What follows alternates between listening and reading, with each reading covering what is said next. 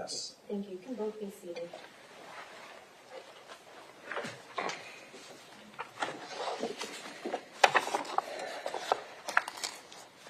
Good afternoon, Mr. and Mrs. Guttenberg. Good afternoon. Mr. Guttenberg, Yes, are you the father of Jaime Guttenberg? I am. Mrs. Guttenberg, are you the mother of Jaime Guttenberg? Yes, I am. I'm going to show you what's been marked as State's Exhibit 77 and ask you to identify this photograph. That's Jaime Guttenberg. Would you show the jury this photograph, please?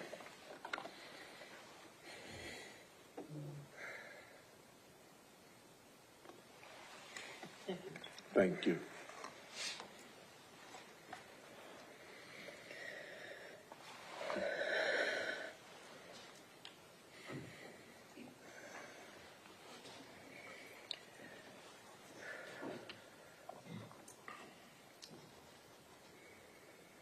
Mr. Guttenberg, Yes, did you prepare a statement for us today? I did. Would you please share it with us? Thank you. On February 15th, 2018, at exactly 7:18 a.m., and after a night with no sleep, I went to Facebook and I wrote the following message. My heart is broken. Jennifer Guttenberg and I lost our baby girl at her school. We lost our daughter and my son Jesse lost his sister. I am broken as I write this and trying to figure out how my family gets through this. We appreciate all the calls and messages, and we apologize for not reacting to everyone individually. Jen and I will be figuring things out today, and so we ask that you respect our privacy. We will be getting messages out later regarding visitation. Hugs to all and hold your children tight. Exactly 24 hours before this message, we sent Jesse and Jamie to school. It was a perfectly normal morning with kids running late, and we were rushing them out the door. I was especially eager to get them out as it was Valentine's Day. For those who don't know, Valentine's Day is my wife's favorite day of the year. It used to always be a day of extra love and celebration in our house. It isn't any longer. On this Valentine's Day, I had a plan to end of the day. And so I was especially eager to get them out the door so that I could get to work on that. I was so eager to get them out the door that my last words to my kids that day were, "You gotta go, you're gonna be late." My last words were not, "I love you." I cannot recall if I actually ever did tell Jamie that day how much I loved her. I never knew that I would lose the chance to say it over and over and over again. My final words to my daughter that day that will live for eternity were not, "I love you." They were, "You gotta go, you're gonna be late." My son Jesse always looked after his sister like a hawk. He always needed to know that she was okay. He put her well-being above his own.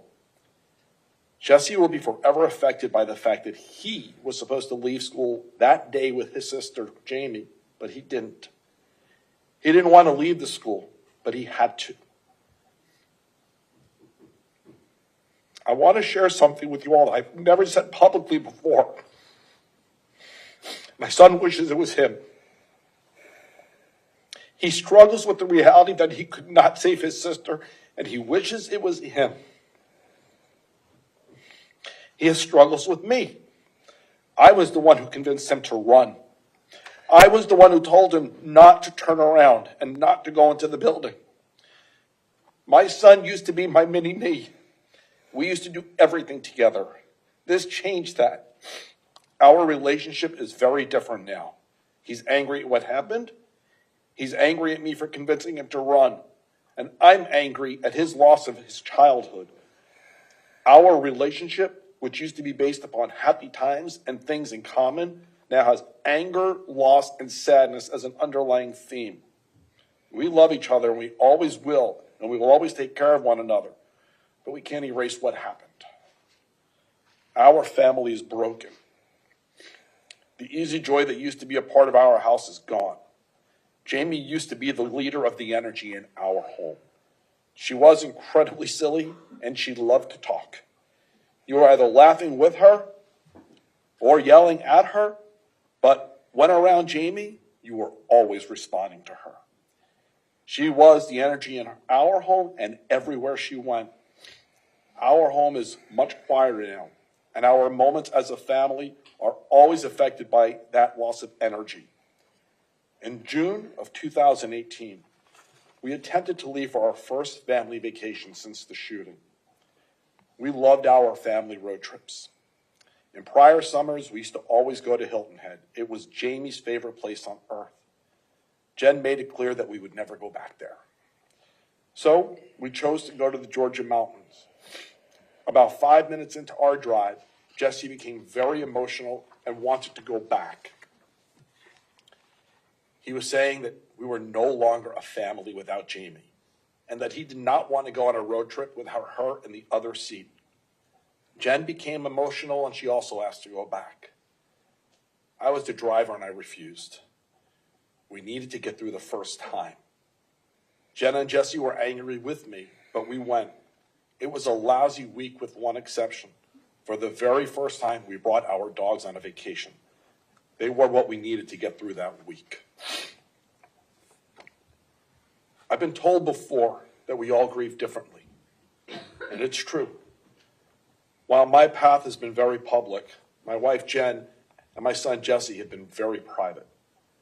My need to pursue change because of what happened to my children has made my life harder for my wife and for my son, and for that I am sorry. I'm a father who simply cannot stop acting like a father of two kids. What happened to my family now shapes every second of my life. I cannot hold a normal job. As I said before, this broke me. It changed the person who I am. My strength, my purpose in life now comes from reacting to what happened to my daughter and my family on February 14th, 2018. I've often said that I simply cannot look at Jamie's life in the past tense. I look at what happened on February 14, 2018 as changing our relationship. My relationship with Jamie before was one of love, laughs, and happiness. It was about making new memories. It was about dreams. It was about hopes. Now, our relationship is based upon imagination around the question, what if? Jamie will be forever 14, but it was not supposed to be that way. I couldn't wait to teach her to drive. I couldn't wait to throw her a sweet 16 party. I couldn't wait to see her have her first boyfriend. And yes, I had my dad's speech all worked out for whoever that boy was going to be. I couldn't wait to see her graduate. I couldn't wait to see her achieve her dream of getting into the University of Florida and rooming with her cousin and living her best life.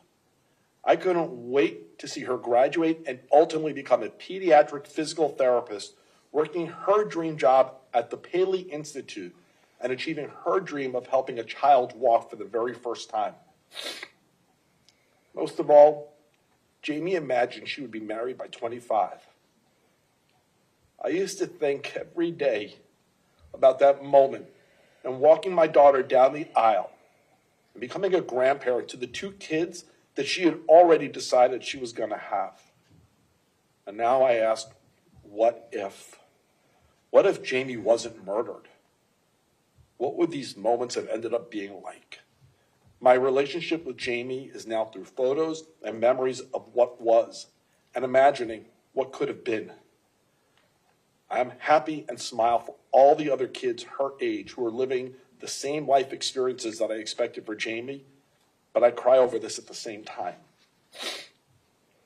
The truth is, not a day goes by where the constant image of Jamie walking down the aisle is not still a part of my daily imagination, along with that image of what should have been her future, of our future together. I now struggle every day with the reality that I didn't get to tell Jamie one last time that I love her. This reality is why I'm here today, this immeasurable grief and suffering. I'm left to wonder, what if? Thank you, Mr. Guttenberg.